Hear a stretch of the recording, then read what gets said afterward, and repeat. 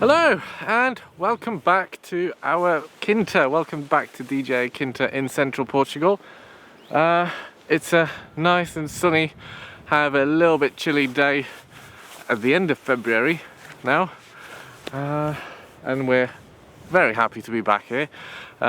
It's been pretty much a year since we came last time, since we left. We had the 4G camera to keep us more or less informed on what's going on. But that can only see so much. So we are going to have a look around, see what needs to be done, see whether anything that we've done last time has actually stuck around for a year, whether it lasted. However, you guys in this vlog are going to now go back in time and we're going to show you how we got here, because we didn't fly this time. This time we ended up driving down because we wanted to bring some stuff over from the UK, but more on that later on. So let's rewind back and we'll see you in Cheshire.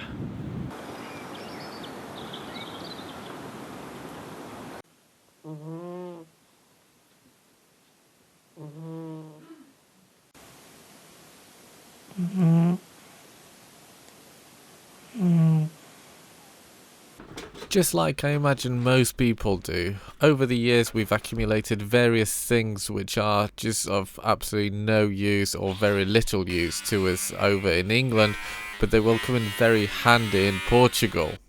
The idea of driving down was to actually take some of these things down there so that they're not clogging up the house in England, and they're basically in a place where we will actually use them. Yeah, that's only got overalls. So this can go with this then? Yeah. So we don't need to put these in the box, do we? Do you know where the spare... We never found the spare blades, did we? It's probably in my... Give you a stick. Did you say you've got 2 sticks? I haven't, I've only got one at the minute, but I think I've got 2. What do you think? Well, if you want to go on for Tanya, then yeah.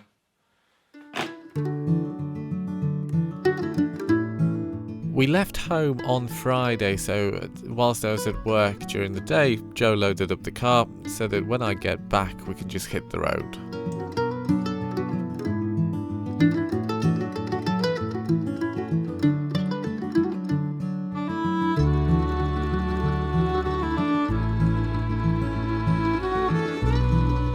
Neither of us has driven a long distance like this before, so we decided to take it easy and spread the journey over 3 days. The first stop was going to be down in Kent. The following day we woke up in our cracking hotel room, nicked a tangerine from the breakfast bar and made a dash for Eurotunnel. Eurotunnel, in case you're not familiar, works very simple. You pre-book online like you would a flight, where you put in your car registration number, you turn up, it recognises you by the reg number you put in, it prints off a hanger for your rear view mirror. You are then sent to basically a car park by a visitor centre, which has those screens similar to, again, like you would have at an airport, which then tell you when to leave the car park and head over for the border or for your train. Obviously you have to make sure that your car's ready for driving on the other side of the road, so in our case we've already had the warning triangles, high-vis jackets, those sort of things, so we just needed to make sure that we've got the stickers on the headlamps so that at night they're not dazzling oncoming traffic. Once we got to the border, we were pulled into a checking bay where a gentleman asked us whether we had any weapons or drugs to declare, and once we explained that the best we could produce was a pack of ibuprofen and a butter knife, he told us to go.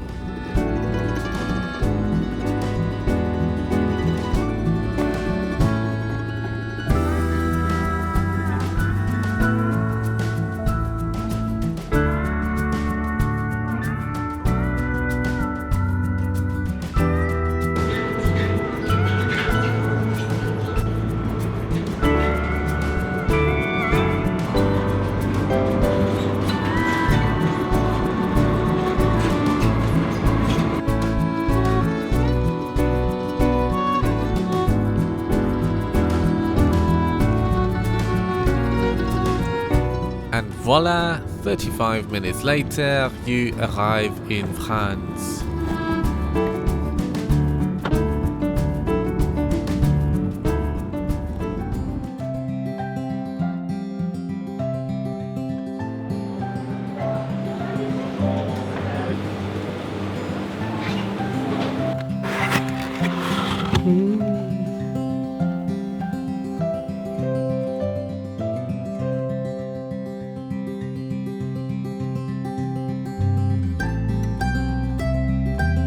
The journey took us across 4 countries. We started in the UK, drove across France, touched on Spain, and then finally arrived in Portugal. Fuel prices in France were pretty much on par with the UK, and Spain is by far the cheapest of all of the countries. France, Spain and Portugal all have toll motorways. In France and Spain you will have to stop at the toll booths where you will have to either pick up the ticket or pay, so just bear that in mind, because obviously the booths are set up for drivers to be on the other side. So if you're driving on your own, you will have to literally get out of the car, run around, pay or pick up the ticket and then get back in and drive off. The French motorways were by far the most expensive, and I'll include a list of costs for this journey at the end of the video.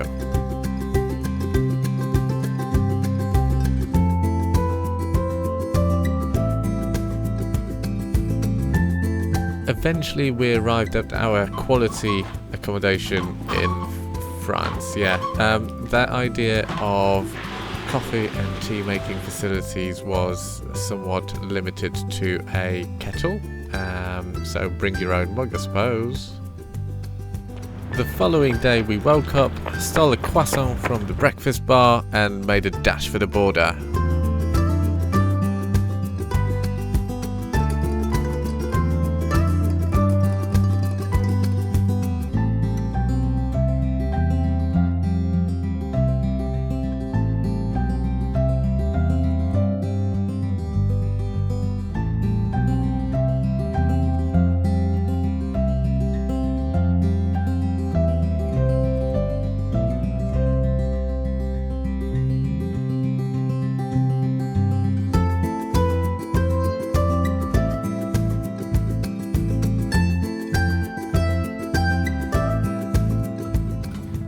So according to this, polar explorers aim for about 6,000 calories a day. Shackleton, Yeah, you mentioned, yeah. he had his food stores were filled with biscuits, Biscuits, good. Jaffa cakes I reckon. Probably not Jaffa cakes. You don't reckon Jaffa cakes? No, you eat Jaffa cakes when you're dieting. Jammy Dodgers or something. No. Well, I mean, I like Jammy Dodgers. Oh, what are those grainy ones? The thick grainy ones. I don't eat Like biscuits. hobnobs. Hobnobs, yeah, maybe hobnobs. Hobnobs would probably be good because they're They're full of quite- oats. Oats, yeah, grain. Chocolate hobnobs are good. Chocolate hobnobs. They were top of Shackleton's list, I reckon. I don't know who invented back then. Do you reckon there's a Might be. McDonald's in the North Pole? There's a McDonald's everywhere. Do you reckon Santa's got a McDonald's Of course down the he road? does. Yes, absolutely. Right, anyway, let's hit the road. We've got about 5 hours left. So, 5 hours and we should hopefully make it for dinner. That does not consist of snout of any sort. No, we'll be lucky if we make it for bedtime. That's Some our normal trip. Fries would be nice.